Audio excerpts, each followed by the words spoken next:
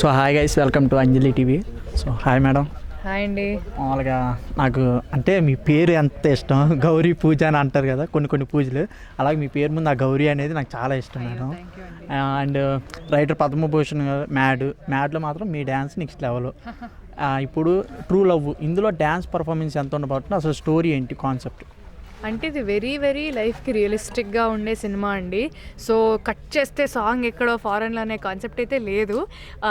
మామూలుగా మనం ఏదైనా పార్టీలో ఉన్నప్పుడు ఫ్రెండ్స్తో ఎలా డ్యాన్స్ చేసుకున్నా అటువంటి ఒక సన్నివేశంలో వచ్చే డ్యాన్సే తప్ప సినిమాకు డైవర్ట్ అయ్యే రకంగా ఎటువంటి ఎంటర్టైన్మెంట్ కానీ ఎటువంటి డాన్స్ ఫామ్ కానీ ఉండదు. సినిమాతో వెళ్ళే డాన్సే ఉంటుంది. సో మీరు బేబీ మూవీ చూసారు మేడం? అవునండి, చూసాను. వైష్ణవి గారికి అదొక మార్క్ లాగా అసలు టాప్ హీరోయిన్ ప్లేస్లోకి వెళ్ళిపోయారు. 100 crores ప్రాఫిట్లోకి వెళ్ళిపోయింది. సో ఈ మూవీలో మీకు కూడా అలా అంత రేంజ్కి వెళ్ళిపోయే ఎస్టిమేషన్ ఉందనుకుంటున్నారా?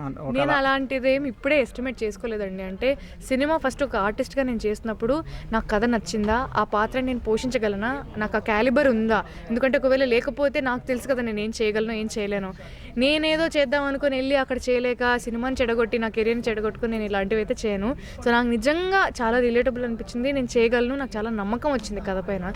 సో రిజల్ట్ని మేము ఎప్పుడు అంటే అఫ్కోర్స్ సినిమా బాగుండాలనే ఆశ కోరిక అందరికీ ఉంటుంది, కానీ ఒక మంచి ప్రోడక్ట్ ఫస్ట్ డెలివర్ చేయాలనే థాట్ తోటి మేము ఈ సినిమా స్టార్ట్ చేసాము. సో దాని తర్వాత మీరు ఆడియన్స్ మీరు ఇంకెక్కడికి తీసుకెళ్తే సినిమా అక్కడికి వెళ్తుంది. అంటే కొన్ని లొకేషన్స్ కూడా చూస్తాను బాగున్నాయి మేడం. సో ఇందులో ఈ మూవీలో మీ ఫేవరెట్ సీన్ అంటే ఏం చెప్తారు? ఎలా చెప్తానండి, సినిమా అంతగా ఇష్టపడి ప్రతి సీన్ మనం కష్టపడి చేశాం కాబట్టి ఒక సీన్ అని నేను నిజంగా చెప్పలేనండి. మీకు అండ్ రైతు పద్మభూషణ్కి దీనికి కంపేర్ చేస్తే డిఫరెన్స్ ఏమనిపిస్తుంది? అంటే మీరు అందులో ఒక సైలెంట్ ఇన్నోసెంట్ లాగా గోల్ లాగా చేశారు. సైలెంట్ ఇన్నోసెంట్ కాదండి, అంటే కొన్ని సిచ్యువేషన్లో సైలెంట్గా. నేను సినిమాని అసలు మనం కొంచెం కంపేర్ చేసుకోకూడదండి. ఎందుకంటే సినిమా అనేదే వేరే కదా. ఇప్పుడు ఆ సినిమా కంపేర్ మనం ఎందుకు చేస్తాము? ఏదైనా 2 సిమిలర్ కేటగిరీకి ఉంటే ఫ్రూట్స్ అంటే ఈ ఫ్రూట్ ఆ ఫ్రూట్ అని మనం కంపేర్ చేస్తాము. ఇది కదా ఈ సినిమా ప్రపంచమే వేరు, ఆ సినిమా ప్రపంచమే వేరు. అండ్ నాకు అదొక కిక్. బేసికలీ కొత్త సినిమాలు కొత్త వరల్డ్స్లో నేను ఒక క్యారెక్టర్ అవ్వడం అనేది నాకు అది చాలా ఎక్సైటింగ్ క్యారెక్టర్.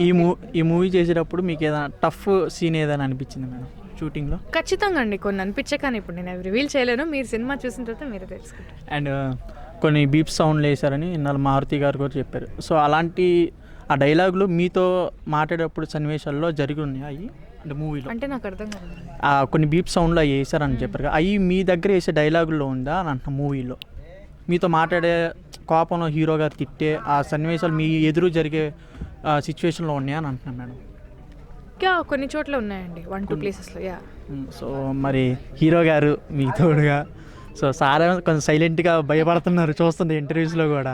ఆయనకి ఏం భయం లేదండి. అంటే నాకు భాష కాన్ఫిడెంట్గా మాట్లాడడం రాదు కాబట్టి, అంతేగాని తప్పుగా మాట్లాడి మనం తప్పు అవ్వకూడదు కదా. అంటే మనం ఆ భాషకి ఇచ్చే రెస్పెక్ట్, అందుకనే కొంచెం మాట్లాడడానికి. కానీ ఆయన మామూలుగా బయట బాగానే మాట్లాడతారు, కొంచెం ఎందుకు వేరే వాళ్ళ ముందు తప్పుగా మాట్లాడకూడదని. But is a gem of a person అండి. Okay madam. ఇందులో తమిళ్లో ఏమో లవర్గా పెట్టారు, తర్వాత ఇక్కడేమో ట్రూ లవర్గా మార్చారు. సో ఈ 2 టైటిల్లో మీకు ఏ టైటిల్ అయితే ఇష్టం? రెండిట్లో లవ్ ఉందండి. ఎక్కడ లవ్ ఉన్నా నాకు ఆ టైటిల్ రెండిట్లో ఎలా చెప్తానండి, ట్రూ లవ్ 2 ఒకటే కదా. సో ఎస్కేఎన్ గారు మీకు ఫోన్ చేశారని చెప్పారు. సో ఆ టైంలో మీ ఎగ్జైట్మెంట్? చాలా హ్యాపీ. నేను ఎక్స్పెక్ట్ చేయలేదు సార్ నుంచి కాల్ చేసి ఇలా నేను ఇప్పుడే సినిమా చూశాను, నేను ఎక్స్పెక్ట్ చేయలేదు యాక్చువల్లీ నిజంగా సార్ కాల్ చేస్తారని. చాలా హ్యాపీగా అనిపించింది. సినిమాని చాలా మెచ్చుకున్నారు, నా పర్ఫార్మెన్స్ని, మణి గారి పర్ఫార్మెన్స్ని, మిగతా యాక్టర్స్ పర్ఫార్మెన్సెస్ అన్నీ చాలా బాగా మెచ్చుకున్నారు. సో చాలా హ్యాపీగా అనిపించింది.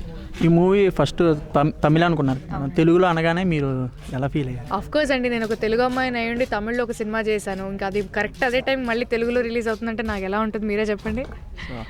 Congratulations madam, all the best అని కూడా చెప్పను. డైరెక్ట్గా మూవీ అయితే బ్లాక్ బస్టర్ అవ్వాలని కోరుకుంటున్నాను. Thank you ma'am.